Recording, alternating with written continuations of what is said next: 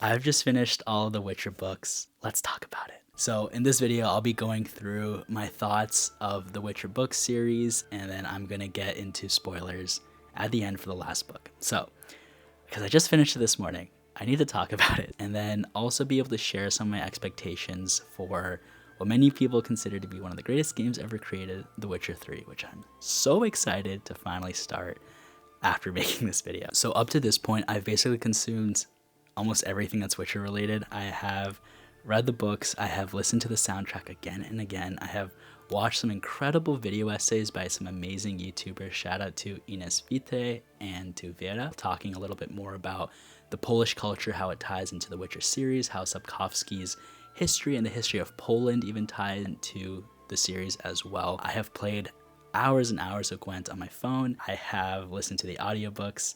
I went to the Witcher concert a few months ago. That's where I got this hoodie. Look how sick that is. And I'm even hoping to visit Poland this coming year and even check out some of the locations that have inspired the locations within The Witcher 3. So just to briefly rewind as to how I got here, I have not read a book series since like high school, maybe. It's been a long time. It's been many years. I was finally excited to commit to something again, and I wanted to do it in anticipation of playing The Witcher 3. And I figured that reading the books would make the game all the more rewarding if I had picked up some things ahead of that to understand the world a bit more, to understand the characters more. Also, I heard that The Witcher 3 has some major story spoilers from the books within the first few hours of the game. So I just wanted to really follow that story from the beginning. And if I didn't like those first few books, then I would have jumped right into the game and just tried that out. But I like those books. And this has been a 3-year on and off journey of reading the books. Not to anything relating to the books themselves. It's just me. I've been going on and off when it came to reading with just life stuff and all this. And I wanted to give the books the proper attention that they deserved. So 3 years reading 7 books might sound kind of crazy. I'm really envious of people who can read very fast, but I can say I took my time and it was all worth it. So I'm going to go through all the books, starting with the 2 short story collections and then the 5 novels. I have not read Season of Storms yet because I know it's a prequel. I'm going to read it later. And then Crossroads of Ravens is not released in English yet, but I will also be reading that soon. There won't be any spoilers until I talk about Lady of the Lake, which I'll give some initial thoughts and then we'll dive more into spoilers, and then we can talk about how I really see this series and how I can see it leading into my experience with The Witcher 3. So The Last Wish and The Sword of Destiny, these are just great books. They introduce you to this dark, gritty world. Most of the stories are following Geralt the Witcher, hunting monsters for coin, being somebody who is not liked among the general public for being perceived as these heartless, emotionless, monster-killing monsters themselves. And I just loved following his adventures here. I love how it subverted a lot of classic fairy tales. I love how it really brought in this question of what is the right choice when all the choices are feeling wrong. How do you discern good versus evil?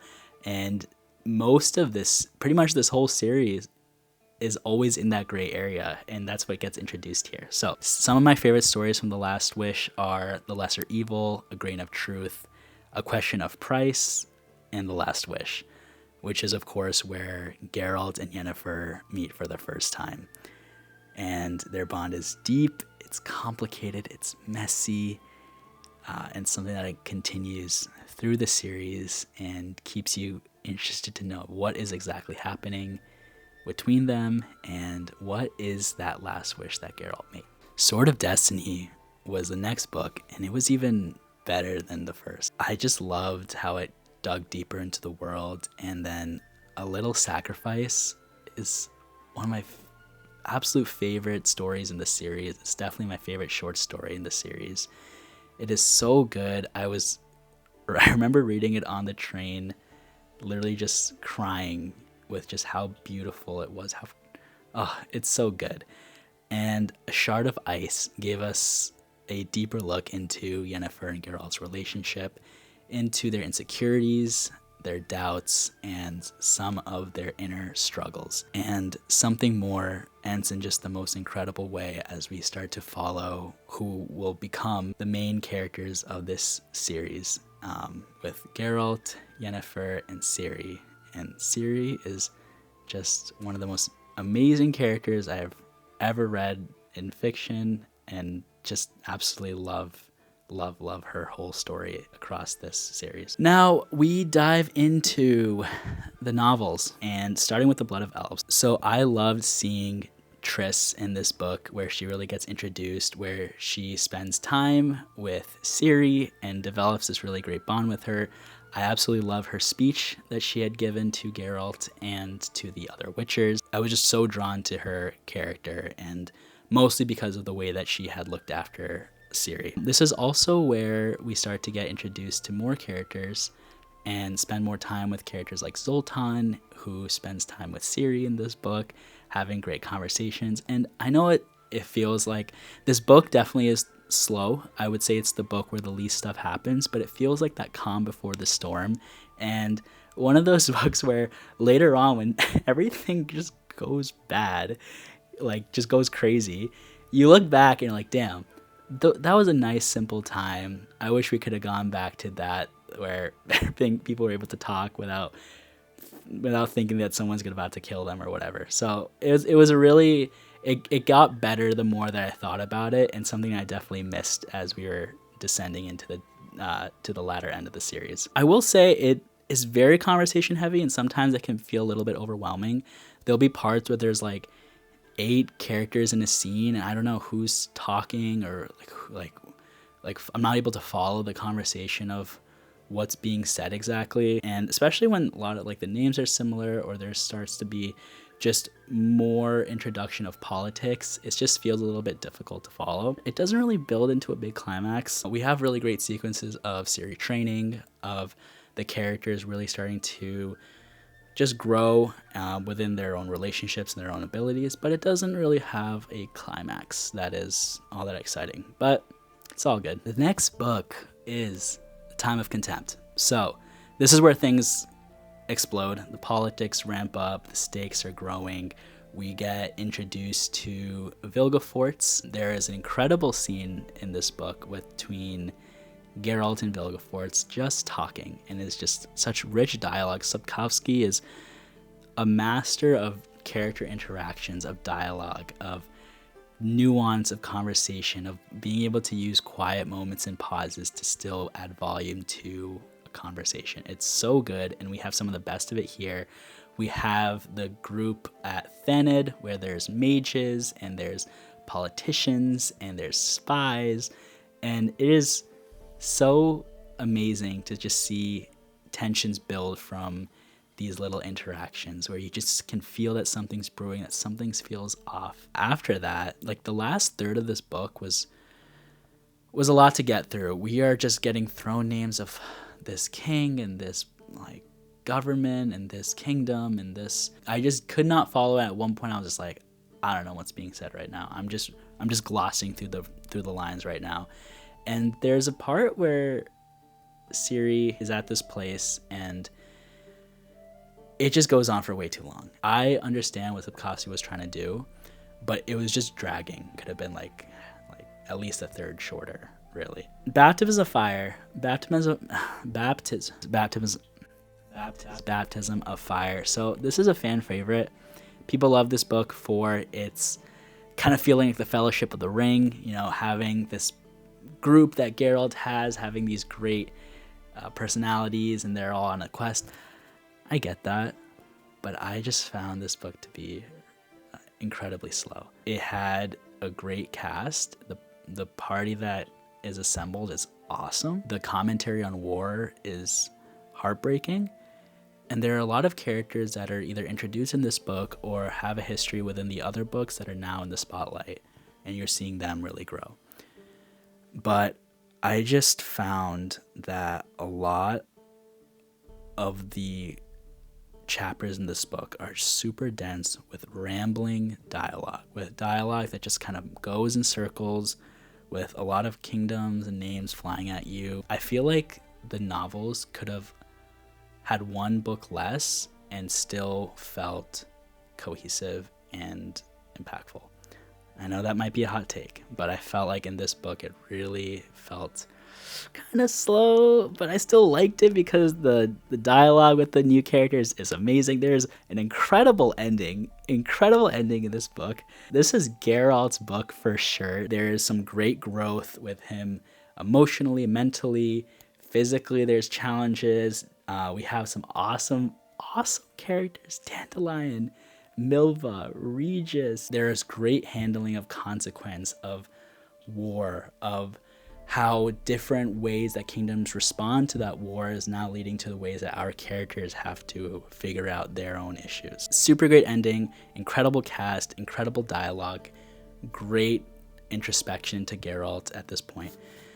But a very slow start, and very rambly dialogue. I feel like of all the dialogue, this is where it felt the most rambly. And honestly, I'm excited to reread this the most. I feel like I will definitely see this in a different light, and I can probably get back to you guys on how I feel then. And now we are in the Tower of the Swallow. So this was the book that made me think Ciri is one of the greatest characters that I've ever experienced in just fiction. I think she is incredibly complex, has an amazing arc. In this book, it is heartbreaking, it is cruel, it is all sorts of just messed up. The ending is incredible, intensely satisfying. There's some really interesting supernatural and mythical elements that are really cool and continue to show up in this and then in the last book. We also have one of the best characters, Visagota,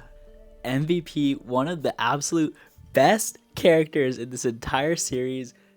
This guy is really the embodiment of just a warm hug. True MVP.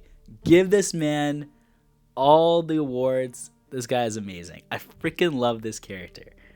On another side, Bonhart is just terrifying. Don't like him, but from a writing side, it is very well done. Every single scene he's in is just very intense, cruel, awful. And there's some awesome camaraderie. Geralt and his party are starting to really see them just in their groove. They start to understand exactly how to fight together, how to be able to plan together. There are some great moments there, but this is definitely Ciri's book. This is her story, her arc, her challenges, struggles, heartbreak.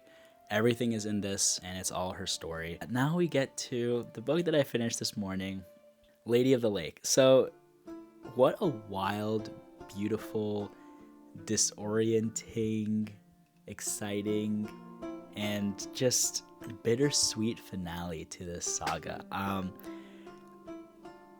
There was so much packed in here. It was everything happened in this book. It was the longest book.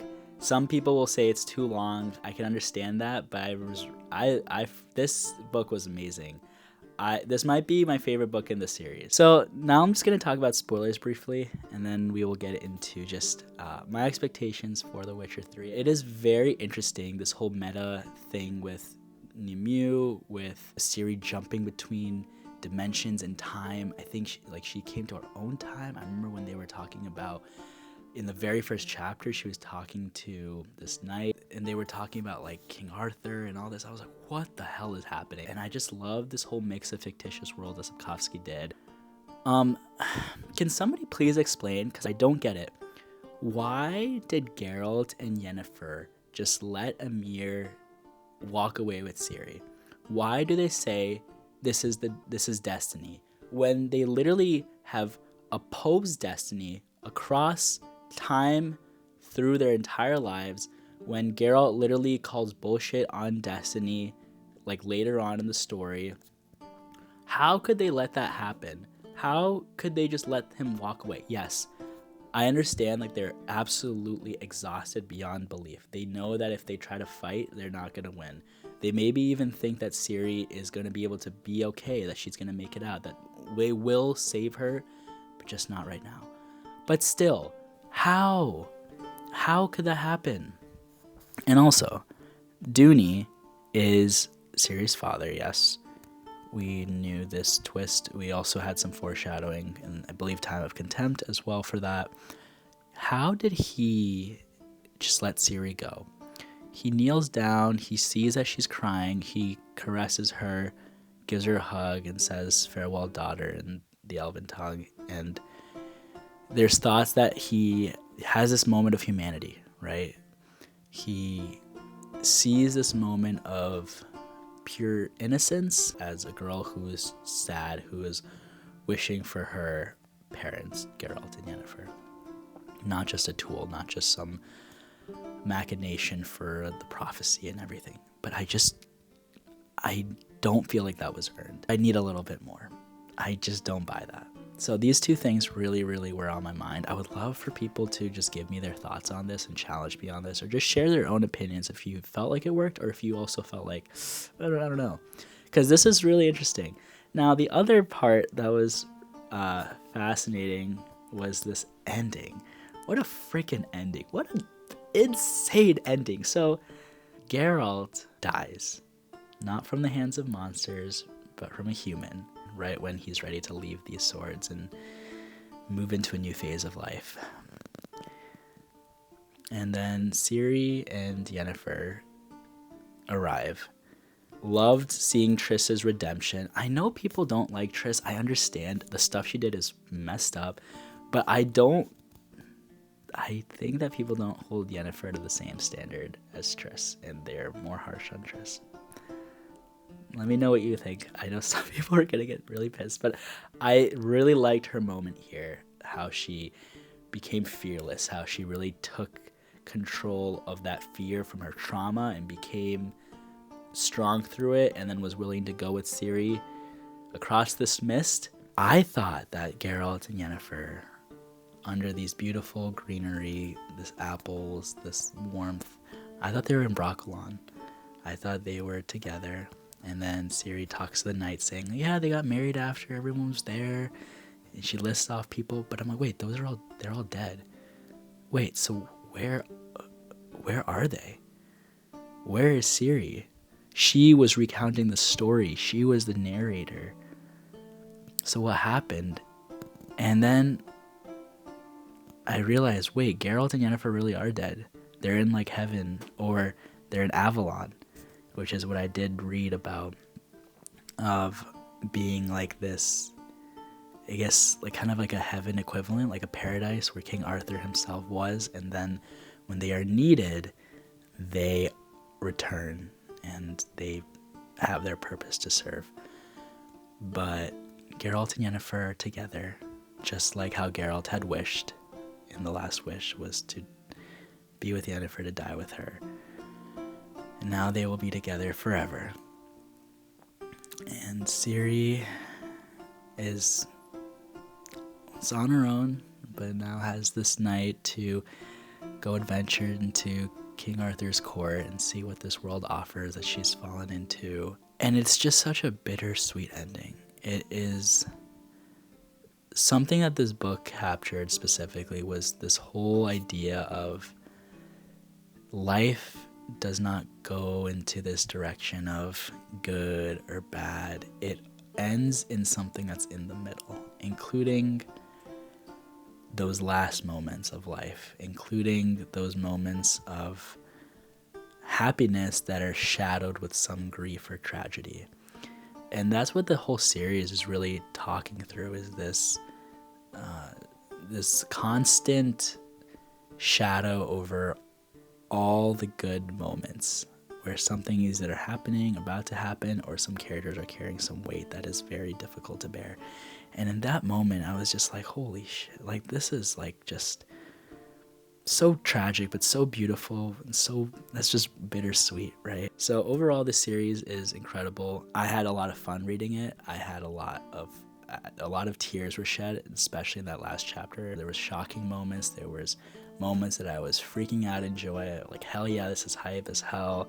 But this series got me back into reading. It got me into this world that felt rich and lived in, and had this confidence in the writing to be able to weave a tale that was compelling, that challenged you, that made you question what is the right choice, who are the right characters, who are the good people in this story. And I just loved these arcs. I loved these stories. I loved people who are just in this world trying to survive. This is a fantasy story, but it's really just about a family trying to make it through. It's about people trying to make it through and doing their best that they can. To end this, I wanted to talk about just my expectations for The Witcher 3. So, 10-year anniversary, perfect timing. I've played Cyberpunk, so I imagine that it's going to be rich with some side quests, some storytelling, the production. I'm excited to explore places and see these locations that are described in the books. I can't wait to go to Tucson. I can't wait to go to hopefully like Brokilon, Novigrad, Kaer Morhen, playing Gwent the way that this game designed itself to play Gwent, seeing how the characters sound and move. I feel like people, I don't know if you guys have it, like you have like the voice of the characters in your head, and then you only hope that whatever's, other media is there, it works for it. And just listening to the music. I can't wait just to walk as Geralt, listen to the music and just take in all the nature and the sounds and the details and everything. I'm really excited. And I'm curious, is The Witcher 3 a continuation of the books? Or is it like an alternate reality? Or does it kind of, redact some parts and it just continues from a different part of the story? I really don't know, and I'm really excited to see what they do. And I'm excited to know about, are any of the characters we saw towards the end, are those villains going to be part of the main story of The Witcher 3? We saw a lot of people rising in power. I wonder if that's going to be what happens. I can't wait to check out and see how the political intrigue is. Some of the things I'm not sure about. I know a lot of people complain about the combat. People complain about some of it being a little slow in the beginning. But I'm just curious also about the internal monologues that Geralt and characters have. Of course, that's in the books, but I don't know how it's represented in the games, that kind of introspection of Geralt the Witcher. So either way, I'm ready just to see where this journey takes me. And also, guys, I spoke a lot about the books and different plot points. If there's something that I'm missing, especially for Lady of the Lake, I have questions. I want to know what you guys think. I feel like there's different theories for this. Let me know in the comments. I want to hear it. I love talking about this stuff. This is why I made this video. Thank you for listening. I know this was a long episode. I appreciate you being here. Please leave your thoughts and comments below about anything Witcher related. I can't wait to just hear how you felt about the books. Have you not read the books? I hope that some of the descriptions for what I talked about for the books interested you enough to check them out. If you've played the games, I'm excited to hear what they meant to you and how you felt through it. So thank you for watching. Subscribe for more. I will be starting to stream The Witcher 3 ASAP, and I hope to see you there, and I will see you in the next video. See ya. Then your love